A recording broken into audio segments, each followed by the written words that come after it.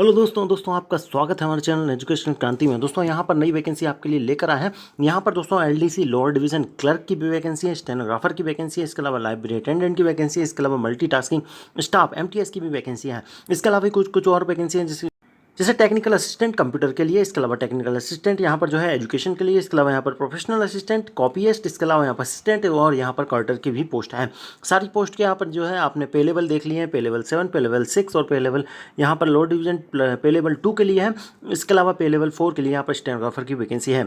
इसके अलावा इनकी योग्यताएं देख लेते हैं दोस्तों, यहाँ पर क्या योग्यताएं मांगी गई है। बात कर लेते हैं एमटीएस पोस्ट के लिए। एमटीएस पोस्ट के लिए सिर्फ और सिर्फ यहाँ पर 10वीं बार मांगी गई है। साथ साथ यदि आपने ग्रेजुएशन कर रखा है तो भी ठीक है यहाँ पर, और आपके पास यहाँ पर एक्सपीरियंस है तो भी आप फॉर्म फिल कर सकते हैं। नॉलेज है कंप्यूटर का तो भी डाल सकते हैं। यदि ये नहीं है तो भी आप फॉर्म फिल कर सकते हैं क्योंकि ये डिजायरेबल है, आप यहाँ पर जो है फॉर्म फिल कर पाएंगे।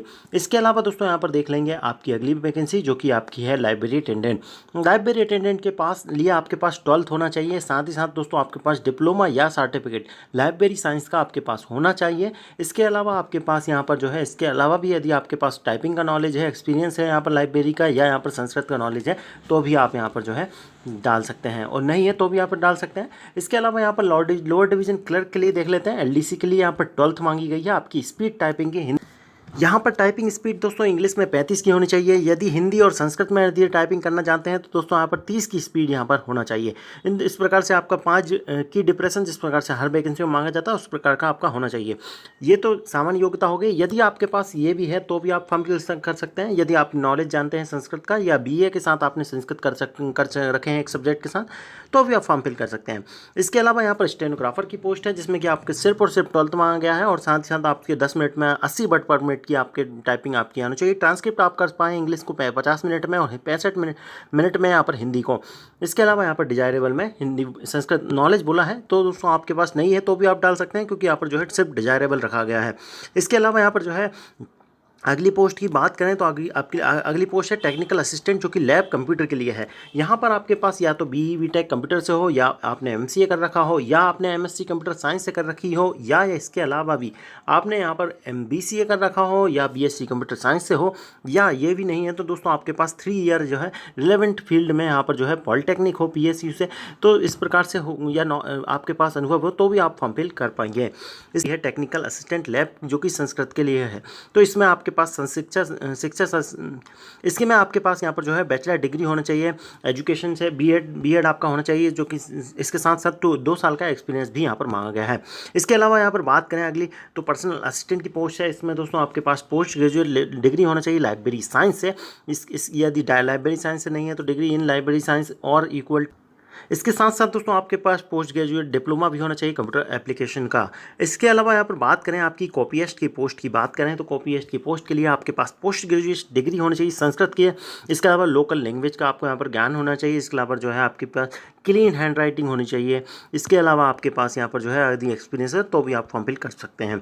इसके अलावा आपकी पोस्ट है असिस्टेंट की जिसमें कि बैचलर डिग्री मांगी गई है। साथ ही साथ दोस्तों आपके पास यहाँ पर जो है यूटीसी की पोस्ट पर 3 साल का एक्सपीरियंस मांगा गया है। इसके अलावा 30 स्पीड आपकी होनी चाहिए इंग्लिश में, 25 की हिंदी में। इसके अलावा कंप्यूटर का नॉलेज आपको होना चाहिए। इसके अलावा पोस्ट है कर्टर की पोस्ट के लिए आपके पास यहाँ पर जो है आचार्य एमए कर रखा हो आपने संस्कृत से, या एटलीस्ट डिप्लोमा कर रखा हो literature library and information science में, या यहाँ पर जो है आपके पास एपिग्राफी में यहाँ पर जो है नॉलेज हो तो वाला एग्ज़ाम लिया जाएगा, रिटर्न एग्ज़ाम। इसके बाद दोस्तों आपका यहाँ पर जो है आपके स्किल टेस्ट कराया जाएगा, उसके बाद ही आपका यहाँ पर सिलेक्शन कराया जाएगा। जिस प्रकार से प्रोसेस लिखी गई है आपकी कि रिटर्न टेस्ट होगा, उसके बाद स्किल टेस्ट होगा, उसके बाद डॉक्यूमेंट वेरिफिकेशन यहाँ पर कराया जाएगा। शुरू हो चुके हैं दोस्तों 8 अक्टूबर से, जो कि 7 नवंबर तक यहाँ पर भरे जाएंगे। और दोस्तों यहाँ पर फॉर्म फीस रहने वाली है वो दोस्तों 1000 रुपये आपकी जनरल और ओबीसी वगैरह कैंडिडेट के लिए। बाकी ST/SC PWD कैंडिडेट के लिए यहाँ पर 500 रुपये रहने वाली है। इन मोड से ही दोस्तों आपको यहाँ पर अप्लाई करना है।